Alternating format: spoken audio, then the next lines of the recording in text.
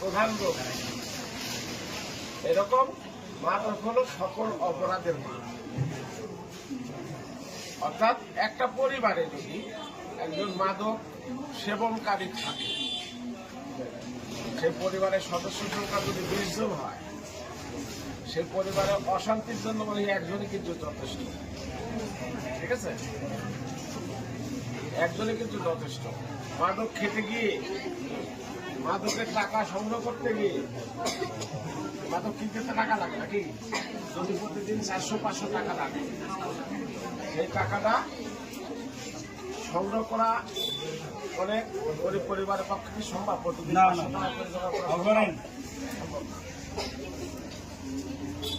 তখন মাদক কিনতে গিয়ে যখন টাকার প্রয়োজন হয়, সেই টাকা সংগ্রহ করতে গিয়ে রাস্তাঘাটে কি করে? ছিনতাই করে, বিভিন্ন বাড়িতে চুরি চামারি করে, গরু ছাগল চুরি করে, হাঁস মুরগি চুরি করে, তারপরে এমনকি নিজের বাড়ির ঘরের জিনিসপত্র, চাল ডাল, ঘরের টিনও চুরি করে বিক্রি করে, এরকম রেকর্ডও আছে।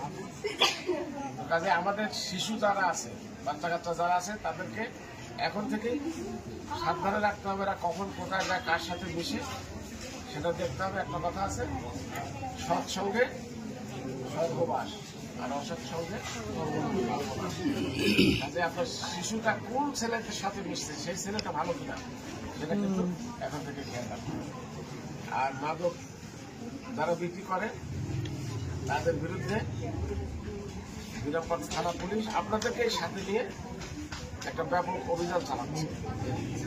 আপনারা বিভিন্ন পত্রিকা, ফেসবুকে বিভিন্নভাবে বিষয়টা দেখতে পাচ্ছেন। কাজেই এই যে চলমান অভিযানে আপনাদের সকলের সহযোগিতা কামনা করছে। সেটা হচ্ছে মাদক উপায়। 2 নম্বর, বাল্য বিবাহ।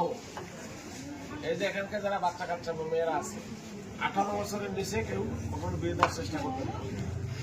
চেয়ারম্যান ভাইদেরকে অনুরোধ করতেছি, মেম্বার ভাইদেরকে অনুরোধ করতেছি, এরকম যদি ঘটনা ঘটে সাথে সাথে ইউনো স্যারকে জানাবেন, আমাকেও জানাবেন। আর আপনারা জানা মাত্র চেয়ারম্যানকে প্রথমে জানাবেন, চেয়ারম্যানকে জানাবেন, মেম্বার সাহেবদেরকে জানাবেন। ঠিক আছে, কেউ যদি আমরা মনে করেন যে কেউ একটা বিয়ে করতে আসলো, আপনি যদি বিয়ে না দেন, তাহলে তো বরেরা পাত্রই খুঁজে পাবে না, তাই তো? পাত্র না খুঁজে পেলে তখন আলটিমেটলি এই নিয়মই চালু হয়ে যাবে যে 18 বছর আগে বিয়ে দেওয়া যাচ্ছে না। ঠিক আছে, 18 বছর আগে বিয়ে যদি দেওয়া হয়, এই মেয়েটা যদি তাড়াতাড়ি সন্তান ধারণ করে, এতো নিজের চুল বাঁধতেই ঠিক করতে পারবে, রান্না বান্নাও ঠিক করতে যাবে না, সংসারে কাজকর্ম করবে কি, আরো শরীরেরও নানান সমস্যার সৃষ্টি হবে সে সময়।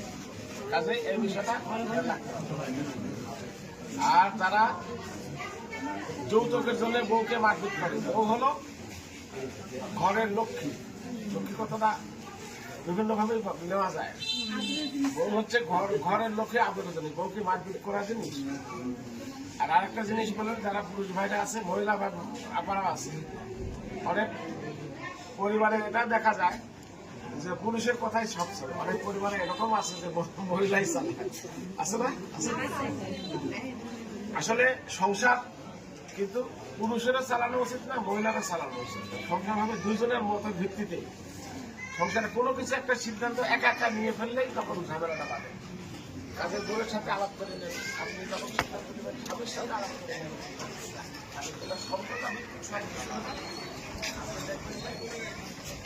দশতলা যারা থাকে তাদের সাথে পুরে ঘরের মহিলা, পুরে ঘরের দলদের বেশি। স্বামী স্ত্রী পারস্পরিক বোঝাপড়ার মধ্যে আপনারা সংসার পরিচালনা করবেন, তাহলে আর যে কতজন মানুষের ঘটনা করবে না। এবার মানব পাচার বিষয় আসবে, অন্য বিষয়ে কথা না বলে মানব পাচার বিষয়। এই আপনারা কি শুনছেন, কয়েকদিন আগে ভাইগড় সীমান্তে হলো 8 জন মহিলা আর একজন তৃতীয় লিঙ্গ ধরা পড়ছে মানে ওখানে পার করে দেওয়ার চেষ্টা করছে। এদের আত্মীয় স্বজনরা থানা আসছিল, এদের কাছ থেকে আমরা শুনেছি। কি শুনেছি? এরা বলতেছে কেউ 7 দিন আগে, কেউ 5 দিন আগে বাড়ি থেকে নিখোঁজ হয়েছে।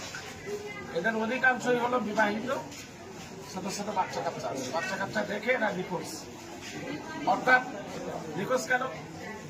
এদেরকে কোনো মানব পাচারের সদস্য অর্থাৎ মানব পাচারকারী যারা আছে তারা নিশ্চয়ই এদেরকে কানে কানে যা বলছে যে বিদেশে পাঠাবো, ইন্ডিয়াতে পাঠাবো, তোমার 60-70 হাজার টাকা মাসে বেতন, ওখানে গেলে তোমার জীবনটা বদলে যাবে, তুমি এখানে খায় না খায় কাজ করতেছো, লেবারে কি করতেছো, রাস্তায় ফুটকুরা খাচ্ছ, মানুষের বাড়িতে ঝিগিরি করে খাচ্ছ, এরকম আর কাজ করতে হবে না। যে কোনো ভাবে একটা প্রলোভন দেখানো হয়েছে। দেখানোর পরে ওই পাচারকারী সদস্যরা ইন্ডিয়াতে ওদেরকে পাচার করেছে। খারাপ শুনতে খারাপ লাগে, তারপরে বলি এদেরকে নিয়ে যায় কিন্তু কোনো কাজ দেয় না, কাজ না দিয়ে খারাপ কাজে লিপ্ত করায়। বুঝতে পারছেন? খারাপ কাজে লিপ্ত করায়। আবার এদেরকে অনেক সময় দুবাইতে পাচার করে ওই যে জুব্বা করে মাথা আলখাল্লা করে থাকে না, ভারত মানে মধ্যপ্রাচ্যের দুবাই সৌদি আরবের শেখেরা, এরা কিন্তু ভালো লোক, আবার 2-1টা বদমাশও আছে। ঠিক আছে? এরা তখন ওই যে দাসী বান্দি করে রাখে। আবার এরকমও ঘটে, মানব পাচার করে দিচ্ছে, নিয়ে যায় কোনো ক্লিনিকে হুট করে ভর্তি করে দিয়ে, অজ্ঞান করে দিয়ে, কিডনি বার করে কিডনি বিক্রি করে দেয়। এরা এই প্রবণতা আছে কিন্তু জয়পুরহাটে, শুনে থাকবেন, জয়পুরহাটে কিন্তু এটা আছে, কিডনি বিক্রি করে দেয়। কাজে আমরা মা বোন যারা আছে, বিশেষ করে মহিলা, খুবই সাবধান। কোনো লোক যদি এরকম বলে যে টাকা দিব বিদেশে বা ভালো চাকরি আছে, তোমার জীবনটা বদলে যাবে, উন্নত জীবন হবে, তোমার 1 লাখ টাকা বা 60,000 50,000 টাকা বেতন হবে মাসে মাসে, এইসব কথায় কেউ কান দিবেন না, লোভে পড়বেন না। এ ধরনের খবর যদি কারো কাছে বলে, আপনারা পরস্পর একে অপরকে শেয়ার করবেন, সিএমএন মেম্বার সাহেবদেরকে বলবেন, প্রয়োজনে থানাকে বলবেন। বুঝতে পারছেন? কাজে মানব পাচারের পাচারকারী খপ্পরে পড়া যাবে না, নিজে বিপদে পড়া যাবে না, পরিবারকে বিপদে ফেলা যাবে না, দেশকে বিপদে। এরা আসছে এটা দেশের মধ্যে বিপদ। গোটা এলাকার মানুষ, চৌকিদার, চেয়ারম্যান, মেম্বার, বিজিবি, পুলিশ, ওখানে রাতের পর রাত ওখানে দাঁড়ায় থাকে। ওইখানে মহিলারা বসে, ওইখানে বিএসএফ ইন্ডিয়ার লোকজন আমাদের এখানে এই 5-7 হাত দৃষ্টি, এই রাতের পর তারা আছে। ওরা ঠেলে দিবে আর আমরা আসতে দিই, ওরা ঠেলে দিবে আর আমরা আসতে দিচ্ছি না। এই হলো অবস্থা। ভিডিও দেখছি আমি, খুব সুন্দর। ওইগুলাকে টার্গেট করে, বলছি না, ওইগুলাকে টার্গেট করে ওই দেশে বিলাসবহুল বিলাসী পণ্য বানায়। আমি কি বলতে চাচ্ছি নিশ্চয় বুঝতে পারছেন আপনারা? বুঝতে পারছেন না তোমরা? খবরদারি খপ্পরে পড়া যাবে না।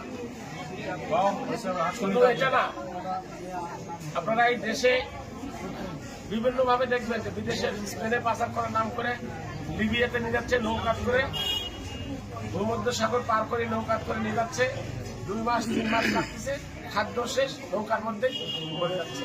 এরকম ঘটনা আছে।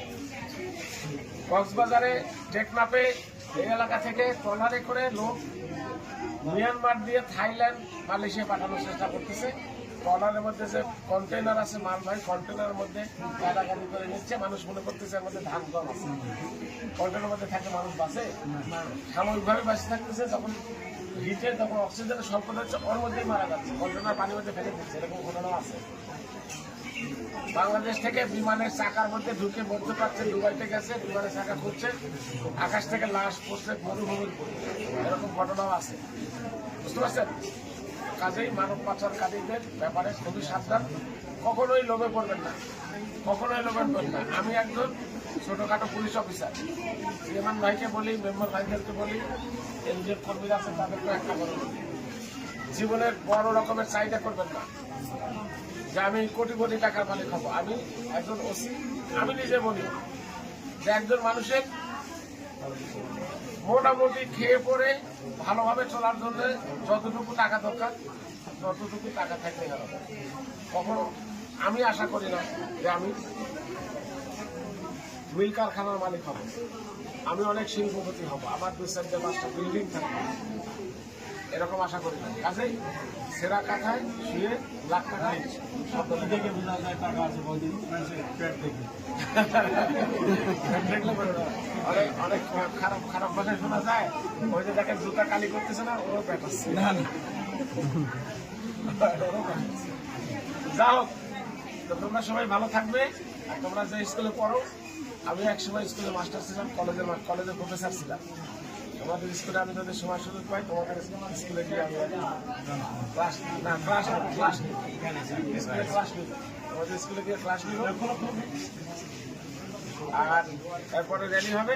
আমি যে কথাগুলো বললাম, যৌতুক, মাদক, তারপরে হলো মানব পাচার, বাল্য বিবাহ, ঠিক আছে? আর ছোট ছোট বাচ্চারা আছে, চিন্তা করতে হবে। রাস্তাঘাটে মেয়েরা গেলে কখনোই উল্টা পাল্টা কথাবার্তা বলা যাবে না। এই মেয়েটা তো তোমার মনে করতে হবে যে এটা আমার বোন। তোমার বোন যদি রাস্তা দিয়ে যায়, কেউ যদি খারাপ ভাষায় কথা বলে, কেমন লাগবে? তোমার ভাস্তি যদি যায় রাস্তা দিয়ে, কেউ যদি খারাপ কথা বলে, কটু কথা বলে, তোমার কেমন লাগবে? ভালো লাগবে? কাজে মেয়েদেরকে স্বাভাবিক চলাফেরা করতে দিতে হবে, স্বাভাবিক ভাবে যেতে হবে, ঠিক আছে? ইফটিজিং করা যাবে না। রাত দেওয়াটা পুরো